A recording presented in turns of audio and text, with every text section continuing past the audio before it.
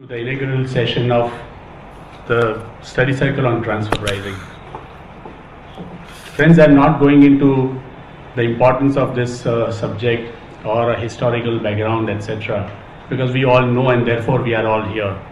However, I would like to narrate one incident that when we announced this study circle, I got a call from Rajkot, one member from the Rajkot, and he said he would like to join this study circle. But however, it is not possible and practical for me to come to the study circle every month from Rajkot. So he requested me to upload the whatever talk happens here on our website, and I said, don't worry about that, we will do that. I think that is the importance of this study circle. This is a unique study circle because Chamber has been organizing various study circles on a various subject, etc. I mean, income tax, indirect taxes, etc. However, this particular study circle is a topic based. I don't know what particular subject. Further, the committee is also made it more unique in the sense that the conduct will be also different than the normal study circles, because we are going to form groups. We are also going to have mentors or observers. I think the Paresh Bhai will let us know more about it. I congratulate committee for organizing such a nice study circle. And I also take this opportunity to thank the coordinators, Karishma, Vispi, Arun, Vaishali, Jigar, and all the conveners in the committee. With these few words, I declare this study circle as inaugurated and open, and request Paresh Bhai to take the proceedings further. Thank you.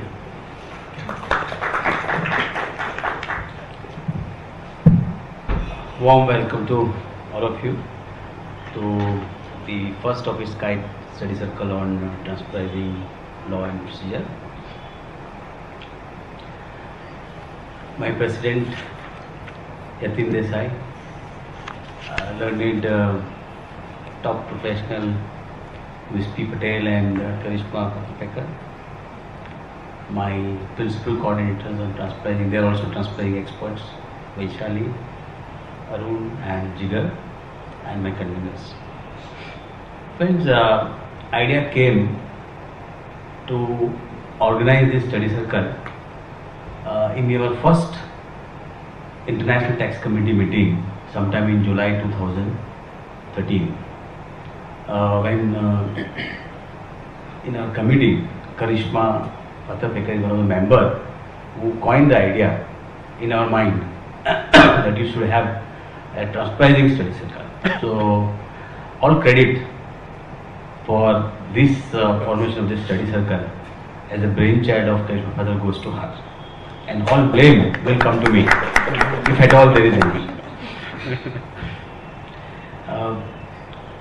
With that idea in mind, you all know that we were deliberating that how to form this study circle and whether we will have the enough size to start the study circle. Normally we have our study circle meeting in our conference room of the chamber, which can accommodate not more than 25 people, 30 people maximum. So we thought if we have 40 as a size, we should be able to conduct in our conference room.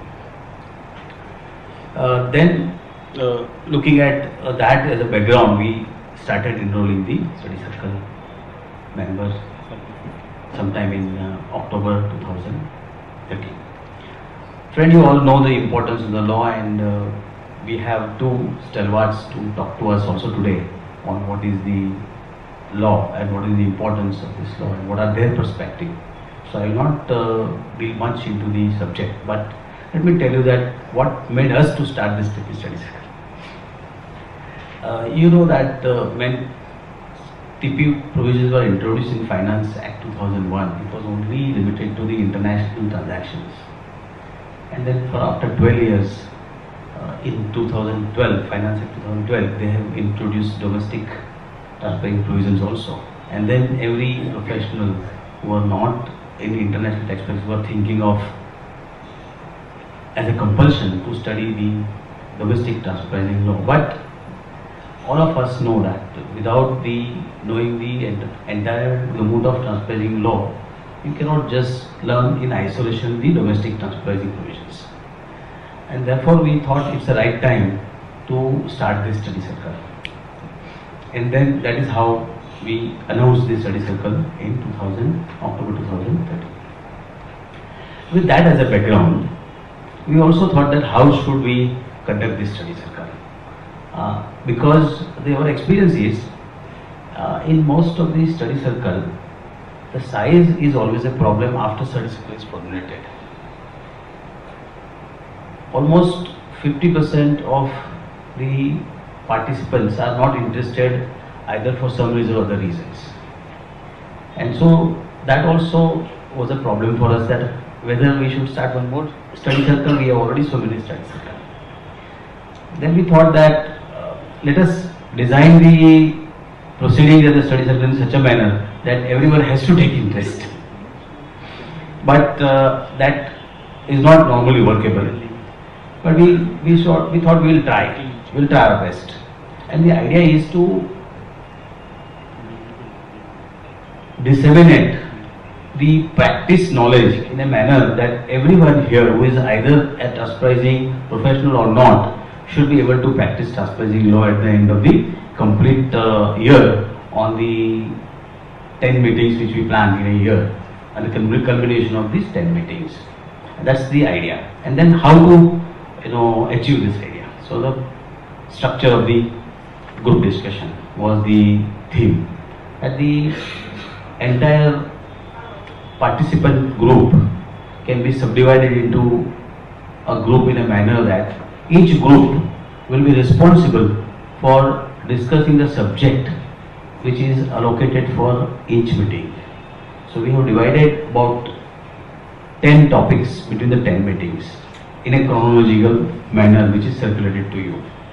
So each meeting will have to be conducted, will have to be led by the group leaders which are part of the participants only.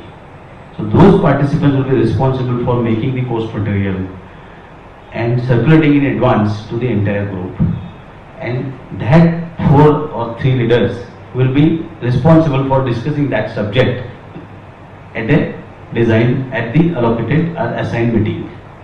So that everyone of the participants are involved in this study, and others are supposed to listen to it because their turn will come little later.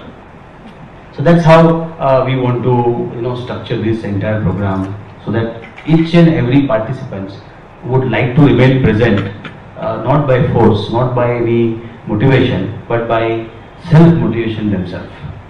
Now, so that's the idea. So one of the agenda today was to form a subgroup for those studies, and then taking up those particular subject which you like, or if you don't have any background, then we will allocate the subject in the manner in which the group has been formulated. So that is the one of the agenda once we come to that particular agenda to form the subject. Then when this therefore looking at the unique feature of this study circle, obviously it means that the attendance and membership is not transferable, because if a person attended the first meeting and if he says now somebody else will come in my place, it doesn't work. And the spirit in the spirit it doesn't work, because we want to study and you are part of the integrated study for all the meetings to come, and at the end of the course or at the end of the study circle meeting, 10 meetings, you are a participant and witness to all such meetings. So that's the idea. So it's not transferable. It is strictly for that participant only. Nobody can replace anybody, right? If we find that number of persons interested in leading the group discussion are little lower than the size, then we can work out between them. But idea is that everyone should participate. That's the spirit, and that is the background in which we want to do this proceeding at each meeting. With this, I think we've said everything at the administrative level from Chamber. And you have any question about any of this, then you can let me have this question on, any suggestion. My suggestion is this: if we start studying this, basic, not don't say I don't know, but we will get bored at the end of the day. My suggestion is that why don't we take up the issue, for example, say marketing intangibles, and then take all these provisions by the side and discuss it where not necessarily one meeting, maybe 2 meetings, 3 meetings, frequency maybe more. That is my concern.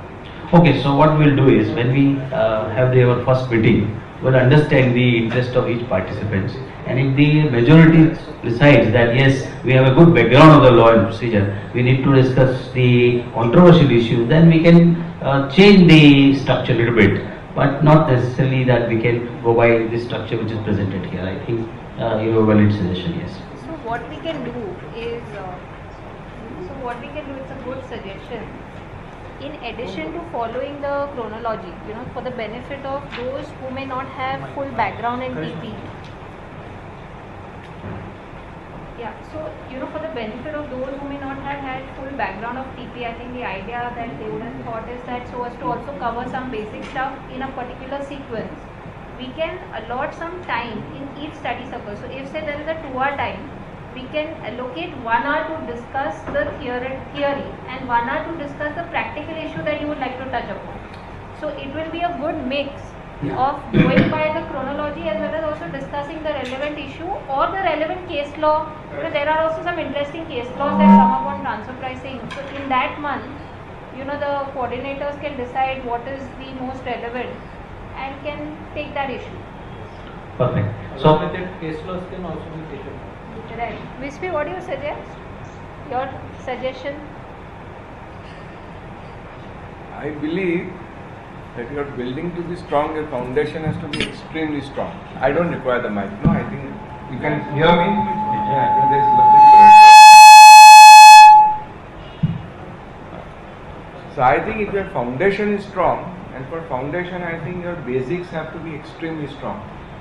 So probably, as what you have been discussing with Karishma, if you understand the basic law, and I'll come to that, I think it's unfortunate because what I find through practical experience is that people believe that transfer pricing practice is practice of economics. It is not.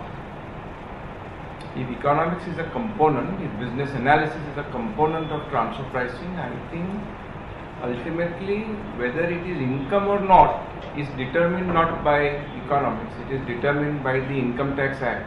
That is what I believe is correct practice of law. So I think ultimately when you go to jurisprudence, it is only law which counts. So I think if you want to make it more interesting, along with each topic, people can come up with issues and discuss and then link it up with a case law. So for example, when you do overview, that's okay. But when you come to now provision of section 92, I'll take it up when I just discuss with you. I only, see Paresh and all have just requested me to come and introduce the topic. I don't believe that you all require introduction. You all are professionals practicing this. I am also like you, only a professional practicing this law. So therefore I believe that understanding the law is as critical as understanding the case law. Because what is a case law? Is it critical? No. I think the law is more critical because the case law only interprets the law. So therefore if you don't understand the law, how can you interpret the law? And I don't think that the tribunals have even interpreted it the way it should be interpreted all the time. So therefore, if people will stress on the grounding, and I think that's where the coordinators will come up, no? So for example, Vaishali's, Arun's, Jigar, they are there, and there are others also. I think Ruksha practices TP, there are others also who will practice. So you have to work hard. I think it is 100% perspiration. I don't even believe it is 99 and 1. That's what life has taught me. Of course, people in larger organizations may believe something else. But this is my belief. So, of course, I also come from there. I was just going to say that. So I cannot escape that. But therefore, I think it's 100% perspiration. Paresh, you will agree, no? Hinesh? And all of us. Right. What do you see, Atin? Yes, that's right. Sure. So I think main thing is that in your discussions, bring out practical issues which you face and see if you can solve them. And if you can't, then the coordinators will be there to solve them. No, you are the experts. So therefore, you should try and help them. And I think that's the way it should be done. No? But when you bring out the issues, if you have the time, then link it up with the case law. Because is marketing intangibles what LG says? Is that the law in India? I don't know. The special bench says that. But have they analyzed whether that is the law, and does the law allow you to do that? Is something which will be determined by the Supreme Court. It may be that it is the law of the land because it's a special bench decision, it's the highest tribunal decision, it's binding on tribunals, and therefore the department will say it is binding on them. But when there is a decision in our favor, does it get binding on them? They say no, we are challenging it in the High Court. So if you challenge it in the High Court, then what happens? So the message is like this, I believe, that I have heard Wispy ever in seminar and workshop and conferences. He always tells the participants that every time you have encountered a problem, read the bare section again and again. Every time I found that there is something new in the same bare act. Am I right? Correct. So I think what is missing on the first day that I don't find the Income Tax Act here. it is there. It is there? It is there. I didn't see it. Yeah, then it is there. Then Paresh has correctly coordinated everything. I thought Wispy is there, therefore act has to be there. I read the Act even in a conference. No? Right. I don't know the law. I have to learn from you all. So, taking Kirit's suggestion and Wispy by his wisdom, what we will do is, as he rightly pointed out, that there will be a proper justification to the law as well as to the jurisprudence. So balance is maintained. So it's not a boring also. Not too much of discussion taking place on a particular bare section in a threadbare or a hair split manner, but in a more pragmatic and in accordance with the jurisprudence. So then that will be balanced discussion, and also that there is a time limit to each topic. So that also will make the balance coming to be true, And then we have Vaishali, they are all learned TP professional to monitor the entire scheme. And also lastly, I want to tell you before I request the Karishma and Wispy to speak to us and address to us, that you see, all these three principal coordinators are so busy. Today also, it is January, last dates for the TP assessments and the commitment. See, all three of us are here. Also, Wispy and Karishma both have, such a dedication and love for the chamber and the dissemination knowledge activity that today they are here just to motivate us. Of course, they will tell us the word of wisdom, but what is my request to all of you is, we can at least contribute by remaining present in each meeting. That's what promise I need from all of you. With this opening remarks, may I now request Karishma to tell her perspective of pricing law and procedure in next 10 minutes or so. So this is a very good thing. No presentation and no technical topic allotted. Thank you, Chambers, for agreeing to the idea of forming the study circle. I think with the number of opportunities in this area, especially what he mentioned on the domestic transfer pricing side, for the chartered accountants, there is a number of opportunity. So it's a very good platform for us, even if we have yet not got into transfer pricing in a full-fledged way, to really get into that. So that was really the objective and thought process behind this. Thanks, Paresh Bhai, Hinesh Bhai, I think Nattu Bhai, we are also doing a lot of other activities around transfer pricing Devendra Bhai, Tarun Bhai, I think we are coming out with this publication on advanced transfer pricing issues. So this brainchild of having a publication on chambers initiated from WISPy when he initiated the first publication, and we are now through his motivation and mentorship taking it to the further level to come out with a second publication. And we hope that whatever we gather also from the study circle meetings, we are able to capture it in some form of a publication in future. So with that note, again thanks Vaishali, Arun and Jigar for taking this up again on behalf of the chambers and for taking the study circle further. I have worked with Vaishali personally for a number of years and I miss working with her now. So this is one more good opportunity for me to get back, working together on a professional cause. And Arun and Jigar, I've heard a lot about you all also professionally. So I hope, and I'm sure you all will do full justice in each meeting to come out with your own practical experiences to guide the group.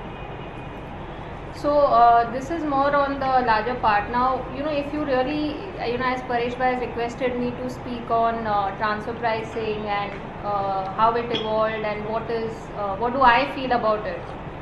So I rightly feel that the law was introduced, though a number of sections of professionals feel that it is, the issue is not on the introduction of the law, on the compliance requirements. The issue today we face is more on the implementation and on the litigation challenges. So if you really see, when it started in 2001 till now, earlier the issue was on what is the comparable, whether it is X, Y, Z, what is the method. Now we have graduated to more softer and complex issues like financial transactions, which is guarantees, marketing intangibles, concepts on location savings.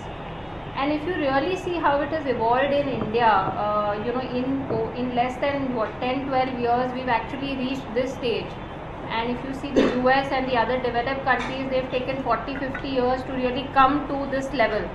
So we also now have APAs, advanced pricing agreements, and domestic TP, which are two new big piece of opportunities for chartered accountants in the field of transfer pricing. Also, if you see from a mindset perspective of the tax authorities, it has drastically changed. So from what it was earlier to now, the level, if you see the increase in value of the adjustment, it is not to do with they becoming more aggressive.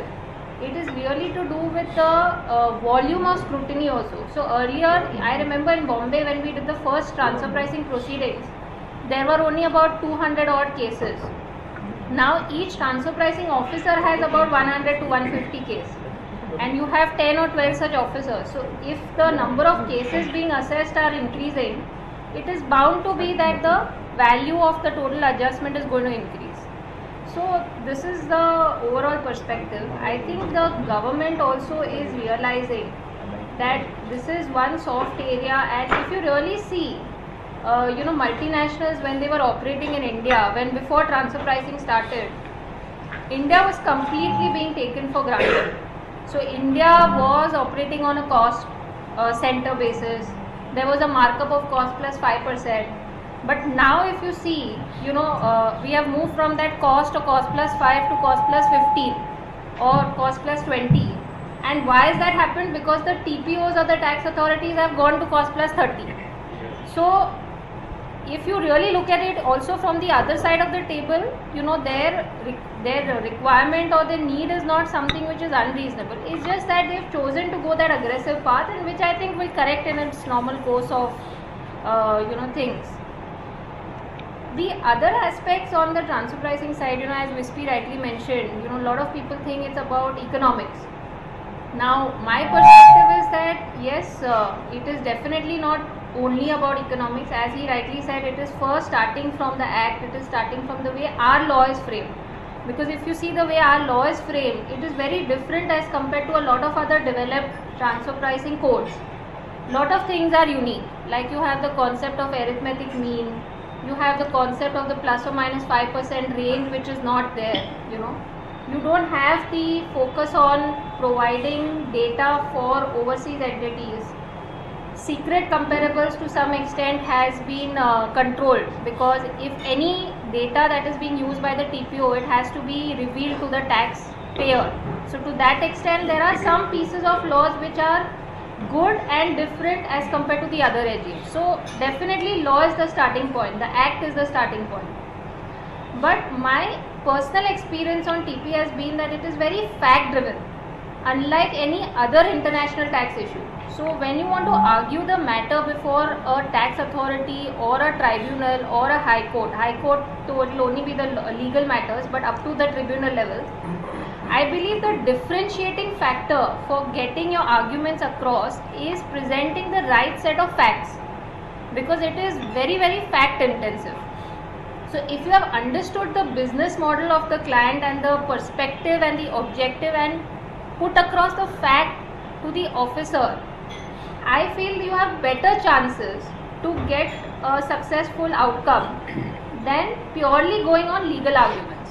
So it has to be a blend of both, and which is where, initially I started my career doing documentation, compliance, getting into assessment, and I've been fortunate that I've had come across good mentors all through my careers, and they've guided me.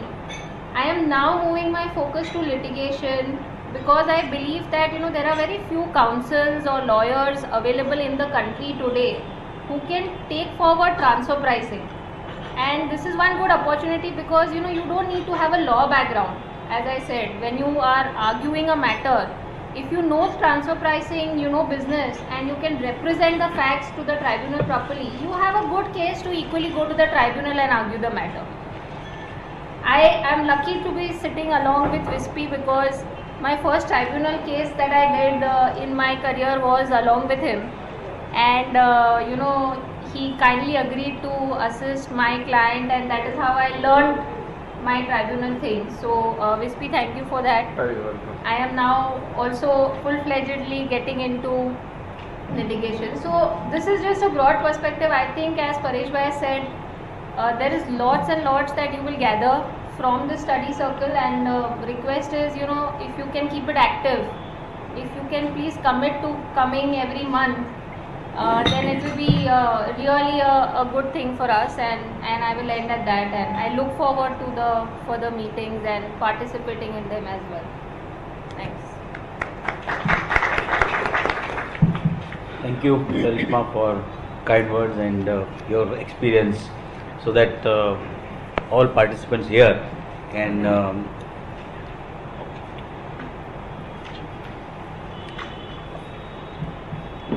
have the focus perspective of transcribing law, and be present every time when the meeting is convened. Friends, as I mentioned earlier, that we have 55 participants, overwhelming response to us instead of 14, and therefore we have decided to hold each meeting at this Kalachan Hall, which is far superior venue than any conference room of the office. So, not that I am motivating you to for the venue, but the content will be equally good, and therefore if there are any friends who have not come today, and you can convey to them that what is your experience is, then I think we will achieve our objective, what we want to do. With this, I now request Wispy to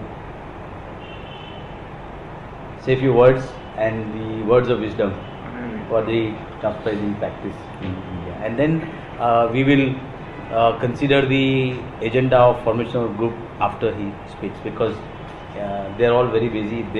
I don't want to tell them to go, but if they are able to save some time from us, he will thank me, and there will be credit to my account for the next meeting.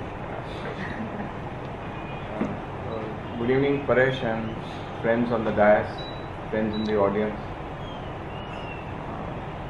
So Paresh requested me that we are starting this study circle, and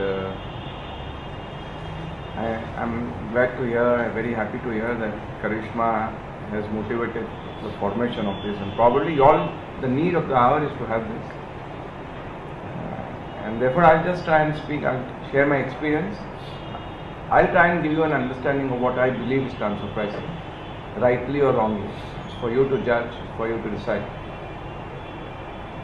And so therefore, Paresh said that if you can come and speak a few words. So I'll just share my thoughts with you. I don't know whether they are words of wisdom, words of ignorance, or motivation or less motivation. Because I believe that at the end of the tunnel, if there is a light, there has to be darkness first and then light. Otherwise, what is darkness is the absence of light. So therefore, let's try and understand the setting of transfer pricing. Let's try and understand section 92. And therefore, let's see the perspective of transfer pricing as it should be, and whether what is happening in practical life, is that transfer pricing or is it not? So let's try and discuss that. I'll try and make it a little interactive, because this is a study circle, so I don't want it to be made like a discourse or made like a lecture. So let's see what we can try and gain out of that. I think the most important thing is that where does transfer pricing section 92 to 92F sit? Where does it sit? And where is it legislated? It is legislated in our Income Tax Act. Correct? Yes. Let's make it interactive. Huh? Okay? So if it is interactive, then it will be interesting. So if it is set in our Income Tax Act, what is the meaning of that? I mean, why is that critical? Why is that important? Has that importance been recognized in law? Has that importance been recognized in practice? Has that importance been recognized in jurisprudence? And probably the answer is not completely no, not completely yes. Is it lost sight of? I believe yes. Because we have to understand that why was transfer pricing legislated? Whatever may be the spirit behind that legislation, how do you read law? You have to read law as it is legislated. You can't add a word, you can't subtract a word. Do you go to the meaning of the section? No. When do you go to the meaning of the section? You go to the meaning of the section when the section cannot be read meaningfully. If it can be read meaningfully, then the burden of taxation, however heavy it may be, will land on the assessee. But equally important is that if the law has failed to charge something to tax, then the charge fails. So it's both ways. If the burden is heavy, it will fall on you.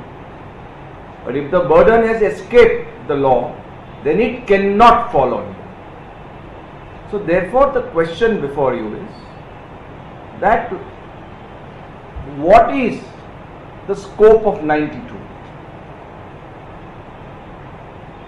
So when you read 92, what is it that strikes you? And that's important. So I keep on reading 92.1, and after every 15 days I see a new light to it. And that's what Paresh says, no? That you see something today, you see something tomorrow, because everything evolves. Unfortunately, people in India believe that transfer pricing is the OECD guidelines to transfer pricing. It is not. The OECD guidelines to transfer pricing are at best persuasive value. The UN manual is at best persuasive. Is there any such thing as transfer pricing in law? I can't read it. You can read it? We believe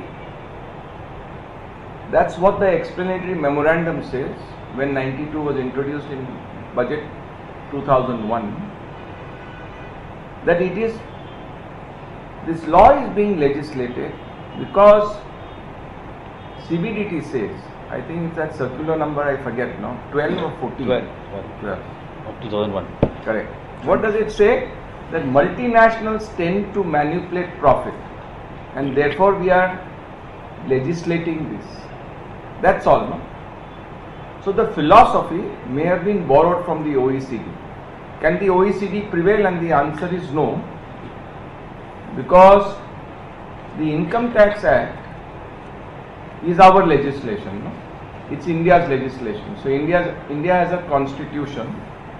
This legislation was framed in the Union list. There is a charge to tax, and only that will be charged to tax what is stated in law and not what OECD believes is transfer pricing. Just like, for example, the OECD report on attribution of profit to permanent establishment is a philosophical statement. Is it in our law? Answer is no.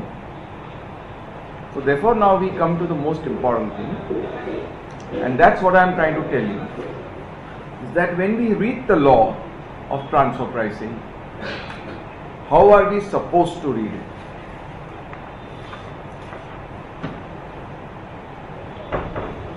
So therefore, I am reading 92.1 again for you. In 92.1, there is no word of transfer pricing. It only says, this is the law, I am reading the law. Any income arising from an international transaction shall be computed having regard to arm's length price. Is that a statement of law? Now we say that this statement of law is supposed to imbibe the principles of transfer pricing, which to an extent is correct. Because the principle of arm's length price is enshrined in philosophy of transfer pricing. So if you tell me that there is a prevalent transfer pricing literature in the world which can have a bearing on the interpretation of law, I would concede this much, that the existing transfer pricing literature existing today may have a slight bearing on the understanding of law, but not on the interpretation of law. It can have a bearing on the understanding of law, and what I am speaking may not suit the palate of everyone who sits here, because people practice transfer pricing in the larger organizations as a service line. I have been part of that, no? So I am fair enough to say that I was part of that. They practice this as a service line. Of course, everyone practices it. I also practice. It's my passion. So if you wake me up in the midnight also, I can speak on TP. I believe so little, because that's my passion. But let's try and understand the setting of the law. So therefore, again I will read. Any income arising from an international transaction shall be computed having regard to arm's length price. So the philosophy of the arm's length price is not enshrined in any other literature. They say. Who says? The so-called people who practice TP, including me and Karishma, or Karishma and me, is that it is enshrined in transfer pricing. Is it so? I want you all to think. See, I am not going to give you the answers. I want you all to think. Is the principle of the arm's length price enshrined in transfer pricing? What was the harbinger of the principle of arm's length price in international tax? So I'll give you one more hint. So it's like this, no? In Kaun Banega Crorepati you get hints, no? So you have 4 questions. So I am telling you that the principle of the arm's length price was not enshrined in transfer pricing. There is an harbinger to that. And how did it evolve? I think we have to activate our mind. See, if you don't have what you would call an interaction with me, I will feel bored. Then I will close my discussion in 2 minutes. I think people on the dais can also participate. Yeah, Vaishali, you can participate. So it's good, no? So if you have a different view, we should try and respect that view. Arun, Jigar, anyone? Okay, I think I have to get up. I am now tired of sitting down here. Sure. This is not a lecture, no? No. This is. Yeah. So But I'll you say. have to explain first. Yeah. So where did TP start? Right. Why? Not what do you say? Section? No. Correct. So what was before Article 9? Article 7. Section 40. Article 7. No? Section 40. Our section 40. No, that is for which 40? 22 and 61. That 42 you are saying. So therefore I will come to section 9. Okay. So I think the first principle where it was recognized internationally that people have to deal at an arm's length was enshrined in the attribution of profit to a permanent establishment. So if you read transfer pricing literature, they say that the harbinger of the concept of an arm's length price was that if there is a permanent establishment, and I think the biggest point in international tax was always that when foreign entities participated in business affairs in the source state, how do you tax them? So therefore you had section 42 in 22, you had section 9 in our domestic act, you have rule 10, and therefore then you had article 5 and article 7. So what does article 7 say? That a permanent establishment is fictionally supposed to be a separate enterprise dealing independently with its mother enterprise and dealing in a manner as it would be dealing with an independent enterprise. So therefore this principle that entities should deal with each other on an independent basis was enshrined in article 7. So you go to League of Nations, no? So there was no treaty first, no? So there were first League of Nations, then it got transposed to the OECD model, the OCC that is first, in 63, and therefore you had different commentaries across the line. But what I am trying to say is that this principle of arm's length price is critical to transfer pricing, they say. And why is it critical? Why is arm's length price so critical?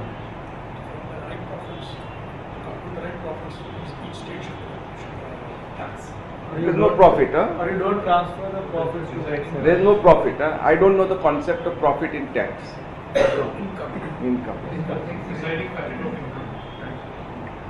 Okay. So therefore, let's put it like this, that probably arm's length price states that is the yardstick to judge, to evaluate whether the international transaction has attained the minimum price so that the source state has not been deprived of its fair share of income.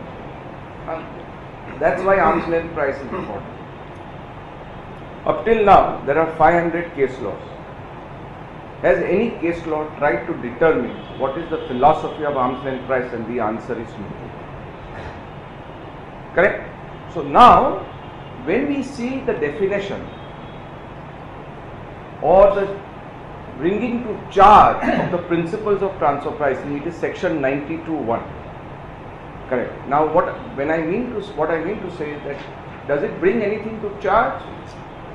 Because now if you read 92(1), now if you read 92(1) in the backdrop of what we have discussed, so now let's read it again, and now you will have a different perspective. Any income arising from an international transaction shall be computed having regard to arm's length price. So I will rephrase this. You tell me if I am right or wrong. Karishma, please participate. Any income arising from an international transaction shall be computed after evaluating whether it has attained arm's length price. Is it reasonable? Is that the definition reasonable? Okay. So therefore, what is the first principle that emanates? That, let's go to section 45. What does 45 state? 28, 15, 23. Correct. Why is it computation?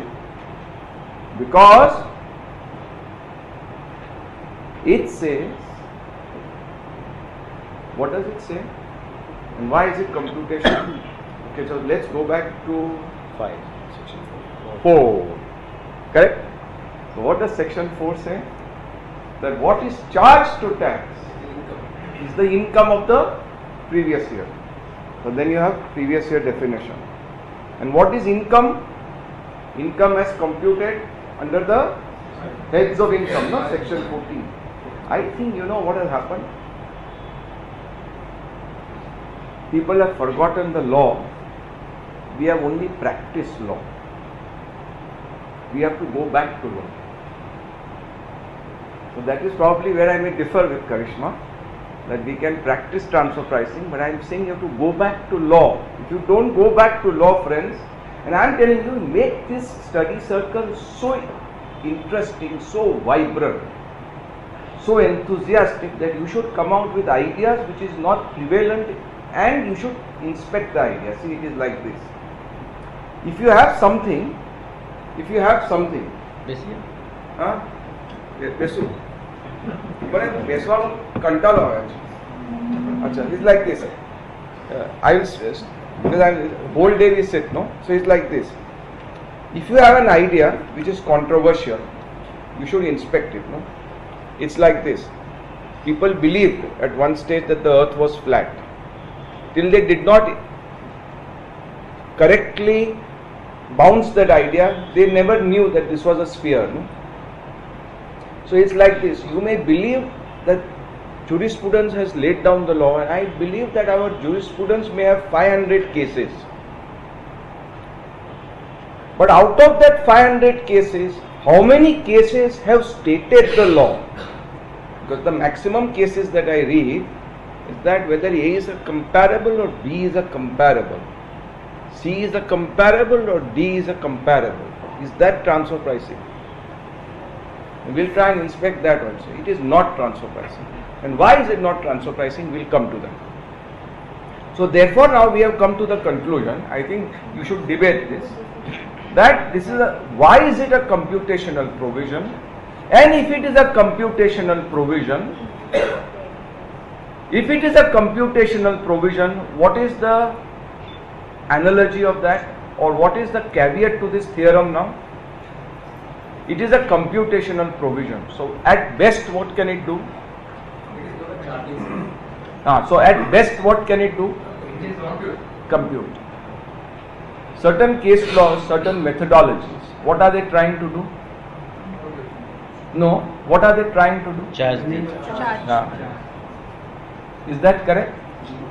Is that first proviso. All interest is calculated. When we are selling the goods to the A, correct? and whether we charge interest or not, they are bringing out that the interest we charge. Correct. So they are using that first proviso.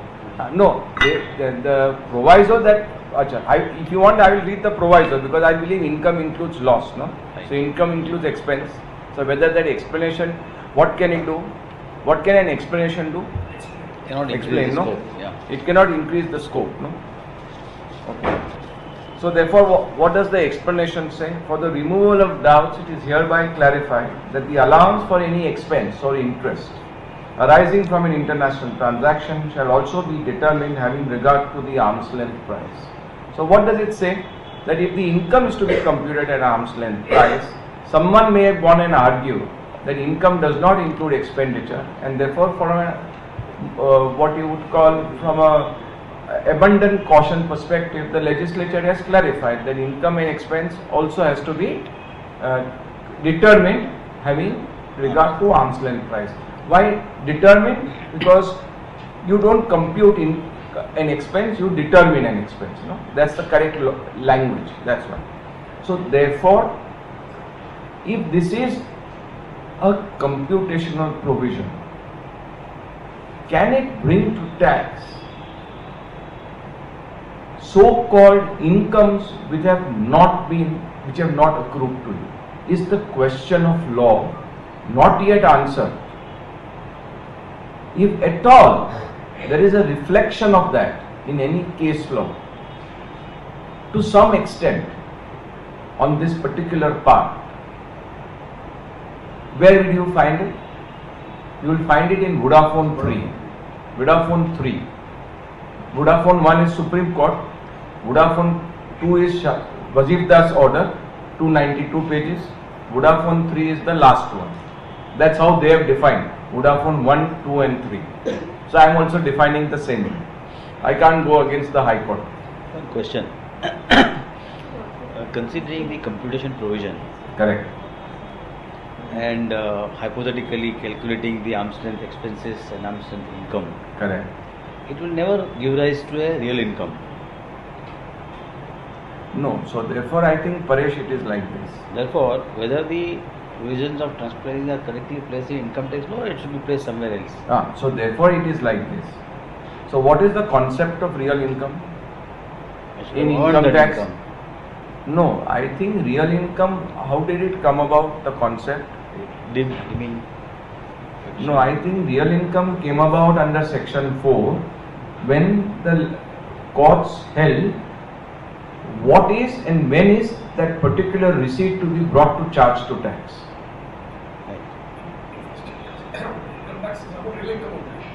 So we are coming to that. So therefore, if you say it is for real income, you still may have, by a fiction of law, that which is not real charged to tax. Correct? Because a deeming fiction can state the provision of the law as the legislature requires it. So therefore, which is the easiest thing which you can see, which is on a fiction, is Section 50C, no?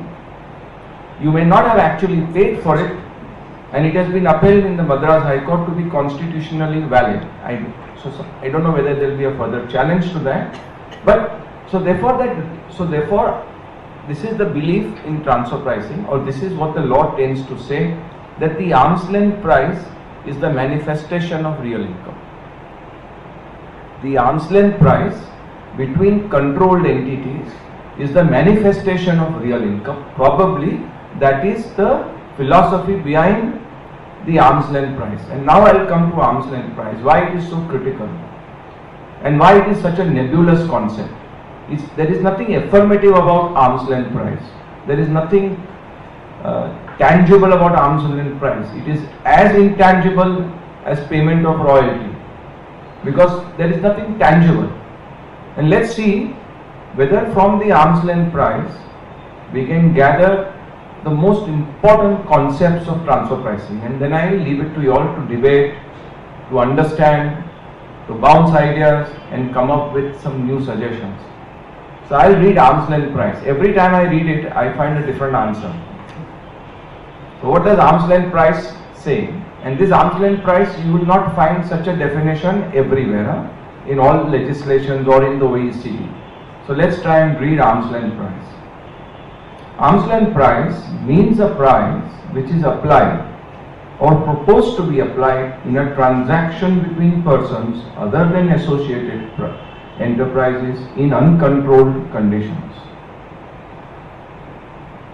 Do you believe that everything in a very short sentence is comprised in this? And I believe yes. So I will try and interpret it the way I would like to read it.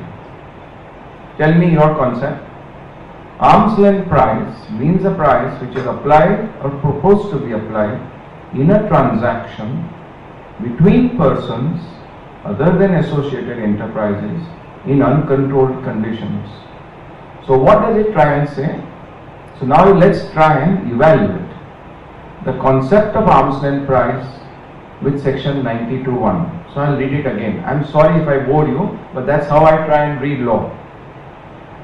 Any income arising from an international transaction shall be computed having regard to arm's length price. So the important piece over here is that the computation of the income of an international transaction shall be computed having regard to arm's length price.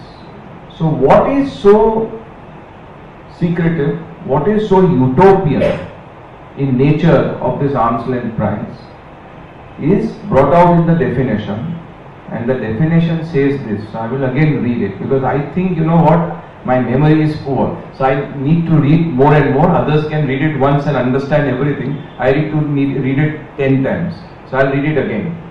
Arm's length price means a price which is applied or proposed to be applied. So now let's try and analyze. So it's a price which is applied or proposed to be applied in a transaction between persons other than associated enterprises. So I'll stop here. So for the first time, the concept of arm's length price is that if there is a transaction, because international transaction has been defined in section 92B, no, as a transaction between two associated enterprises, out of which one has to be a non-resident, for international transfer pricing, or for transfer pricing for cross-border transactions, let's put it like that. So therefore, what it says is that if there is a transaction between two AEs, the two AEs transaction price has to correspond to a transaction price between two non-AEs. So that is the first thing. So therefore, the first principle of comparability is brought out in the definition. So you have to compare the price between, you have to compare the price of a controlled transaction with an uncontrolled transaction. And there is a caveat to that. In uncontrolled conditions, and in uncontrolled conditions brings out the definition of function, asset and risk analysis. So if you want to, you can feed into this the three important footstools of transfer pricing. This is how I believe we should try and analyze transfer pricing. Transfer pricing is an evaluation of a controlled transaction with an uncontrolled transaction under uncontrolled conditions by application of the most appropriate method. So therefore it brings out three concepts, most critical concepts in the evaluation, in the evolution of the arm's length price, and that is, first, understand the transaction. So you have to understand the uncontrolled transaction first. So to understand the controlled transaction, you have to do a function, asset and risk analysis. So that is, I believe, the first stage of self-analysis. Second stage is that you compare that particular FAR analysis and put it upon an uncontrolled transaction. So it is not only an uncontrolled transaction, but an uncontrolled transaction with similar FAR. And the third footstool is that after you have done all this analysis, which I believe is the economics or the business analysis perspective, you have to dovetail all this in ultimately in the selection and application of the most appropriate method. So that is the last stage of quantification, because unfortunately when we deal with income, we don't deal with a range of incomes, we deal with income at one point. So therefore income has to be exact. Income that is taxed has to be within the precincts of law. It cannot be in the precincts of supposition. So therefore, if one were to analyze all this, you will come to an understanding that there is the greatest meaning to section 92(1) and 92(f)(2). And if you combine everything, then you have got the whole law with you. Then you don't need to study anything. You only need to discuss now. So now you discuss how do you evolve this FAR analysis, how do you compare that FAR and put it onto an uncontrolled transaction, and how do you select and apply the most appropriate method. And your transfer pricing is done. Unfortunately, the administration doesn't believe that. The administration believes today that if you file a Form 3CB, how much is the addition? And that's the most cynical part of the administration of transfer pricing. Transfer pricing was never legislated in any part of the world, including the OECD guidelines, to act as an income taxing measure. It's a force of deterrence. It's very easy for them to say that multinationals used to charge cost plus 5 and there was cheating. Yes, there was, and then there may be. But when capital was non-existent in India, did the government treasuries come out honestly? Or today what do we see? That politicians rape the country, and then you say that why do multinationals rape the country? First ask your own self, who's raping whom? That's all, friends. Thanks.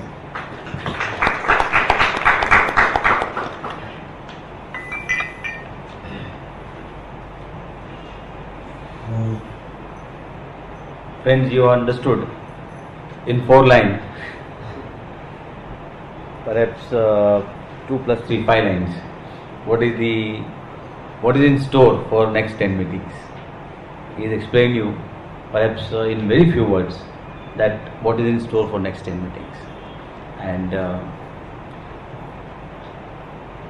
with that, we are really thankful to both the learned professional in transcribing, Karishma Bhattapekar and Vishnu Patel. And now coming to the last agenda of formation of the group. Now I believe there are only today 22 or 23 participants out of 55.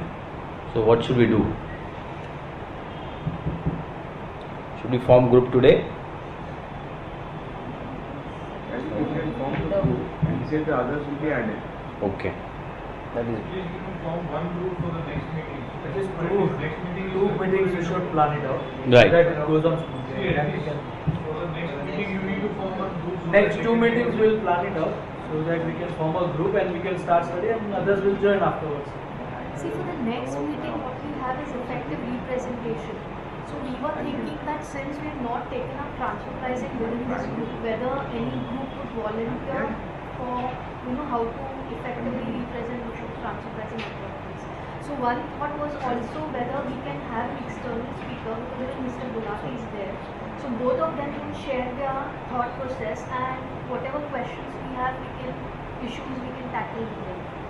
That was the suggestion. So The presentation happens after we learn. Yeah, but actually we have spoken to Mr. Gulati, so and he has committed his time. So it's very difficult to shift this session. no, what we can do is if there are TP practitioners within the group, perhaps they can balance with the overview and the assessment procedure with that, basically. So for the first meeting, the practical discussion that you want to have, instead of the issue, you can keep this effective representation since Mr. Gulati has committed the time. Right. And for the overview of TP provisions, with the background that Wispy has given, somebody can volunteer today. And Right. you can form the group so that that group can be prepared. Prepared, I think so. Yeah, that's a good idea. So why waste one more meeting? Rather with whoever's come here, you can just... Ganesh, would you like to take He has no option. overview of the TP provisions and with a focused on assessment issues? Assessment, I never done much TP assessment. I will help you. Then you do it. No, So assessment... Who has done? Yes, I don't know it. Whoever is Suggest overview, let it be taken by somebody who has done from start to end. no. That way, every meeting will have to be like No, that. but then once the study of the law starts, then we will take up. So study of the law will start from the overview of the provisions. No? So let it come from the group, and then the coordinators and mentors will anyway be there to give perspective. No. Who is Kunal? You are doing TP? Yes, he does TP. I have got a tip that you are doing TP. And Ruksa, both have experience in the TP. So why not we form a group and take up in the next session, right? So you are okay with, right? So I think your first group is ready. That means So Ganesh can lead it along with their support. there. Yeah, that's true. Correct. Ganesh, perfect. When is the next one? When is the next one? It's on Valentine Day. He said after Feb 14th, any of the After Feb Thursdays. 14th. Okay, I thought it's Feb 14th. No. I got a meeting with the intensive study group on 11th and 18th. So we So what it's- dates? It's on Thursday after Feb 14th. So any of the Thursday will. Okay, coordinate. any of the Thursday after in this second week, Vishal. So there is 21st and 28th. So 21st we will take up. 21st will be better. Last. 21st. 14th is Friday. Sorry, 20th. 20th and 27th. 20th and 27th. 20th and 27th. The 20th is okay? 20? Perfect. So every time when we meet, we will fix up the next meeting so that we all know that this is the meeting, right? So why don't we keep it as the third Thursday of every month? Yeah, So that that's it's right. easier for people to block. We'll have to see the convenience of everyone, like our coordinators, like mentors and everyone, right? So we will try and block at least one meeting or two meeting or three meetings. Next meeting on 20th, right? So we may block two more meetings, at a time. That is the reason. Suggested is if one can block all the Thursdays of coming months, it would be probably No, we'll try and do that. So you can stick to that, I think, broadly. Yeah, broadly we will stick to If that. at all way. there is an issue. When you schedule here and there, and Sure, the sure. same, but in principle, Yeah, in principle we'll do that. Yeah, Thursday. perfect. That's a good idea. It's more organized approach. So that is how we do, right? So first group we have formulated. Second group. So one small suggestion regarding if it was draft discussion point, whatever they are going to come up with as a part of discussion, can be emailed, say like at least 1 week in advance. Ganesh, so that somebody could be. 1 week in advance, So right? this is what we do in our small. Yeah, we'll do that. Yes, that's the idea actually. Yeah. That is the part of a concept. So it has to be circulated. Yes. Without that, the focus won't come. Yeah. So What is the timing like? 6 to 8. I think you can maybe keep it at 6:30 because 6 o'clock I don't know. Yeah. Okay, so we can keep 6:30 to 8. 30. 6:30 to 8:30 will be 2. 6 will be by 6. Yeah, 6:15. Okay, 6:15. So we can keep at 6 so that anyway you start by 6:15 at least we Yeah. start. Yeah. One topic may get extended. Because it will More than not one meeting. Possible. That we will manage. I think timetable will have to be managed. When we discuss thread, right? You just don't listen to But the other person. Kirit, if everyone comes read, no, I don't see there should be a problem. What's the problem? Now becomes red. That problem we have to resolve, somehow. If you want to complete the study in a time, Or you can do 1 or 2 extra lectures. that we can do. That's not a problem. One or I'm two saying. extra But then meetings. that should not be the. No. That should not be the background. No, Ganesh.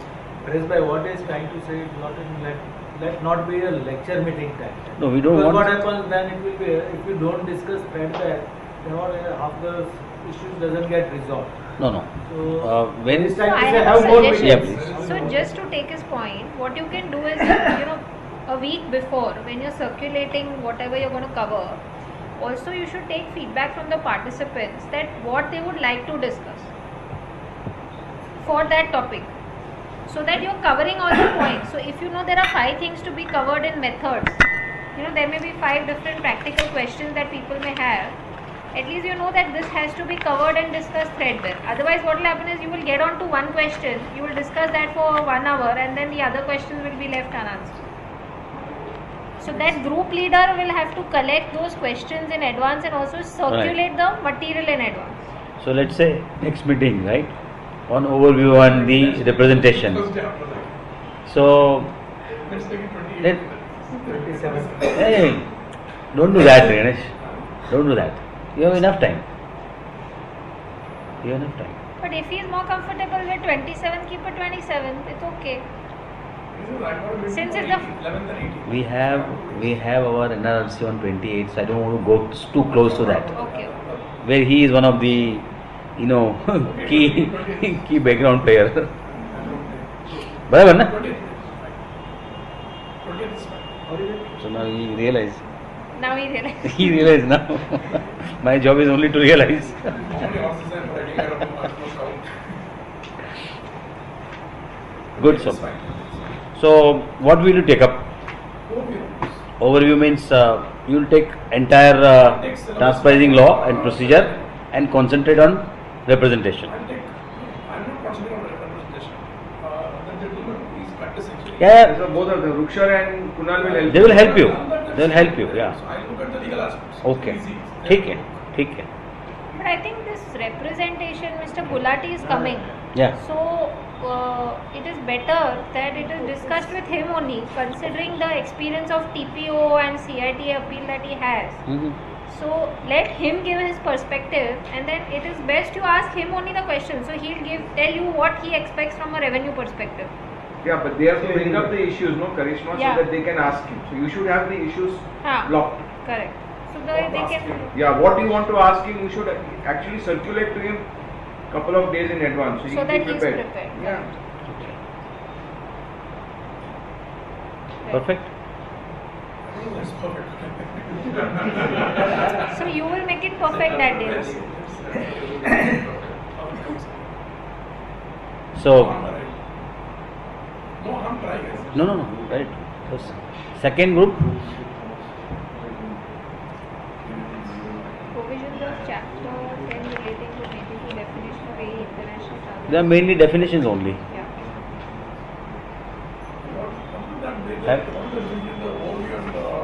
Okay. So you can actually read both the 1 and 2 so that you will also have time to continue Very good. into the next meeting. So his point will also be addressed. That if you don't have time, you still have one more meeting to discuss, because overview of provisions will include all these definitions. Okay. So 2 meetings are blocked. Exactly. So date same. We March. March is not there yet. There. Okay. What I just done the calendar. I think the meeting should be kept on Saturday for a longer period. 27th of March. Saturday? Third we want to keep that. Don't, yeah. Not Saturday. Yeah. 28th for them. Last firm don't work. Last firm don't work. Try करी. जेटली आवाज येते. 20 something is there March. 20th is third Thursday. 20th March. Don't keep it in the last week of March because all chartered accountants will be busy. 20th. Or at least And all Thursday. large organization chartered accountants will be busy. No, that's why Saturday. Huh? Saturday they would work. No, last week of March we can avoid because there will be too much pressure on us to meet targets and 20th March. So both dates are blocked.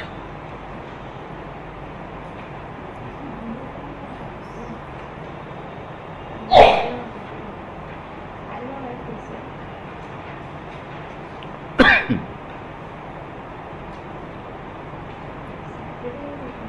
So February 20th and March 20th. Both 20. 20. Who's one down? Huh? One down. Who's one down? Which is the next two? Openers. They're openers. Next two. Yeah. So you are the opener for both the groups, right? Yeah. For Feb and March because you're going Both. to continue the definition. It's a long- This is going to be the same group. Yeah. So two meetings we are fixing now. So that's all. Yeah. And in the first meeting in the February we'll form the further subgroups. Correct. Yeah, because then we'll see the strength and etc. Yeah. Okay. Thank you, friend. I think with that we can conclude today's meeting, and may I request Rajesh to propose vote of thanks for all of us. Well, friends, first of all, thanks to Karishma and Vishpi for guiding all the members, and I thank you all for contributing to this group, enrolling it, and in advance, thanks for active participation from all of you. Thank you.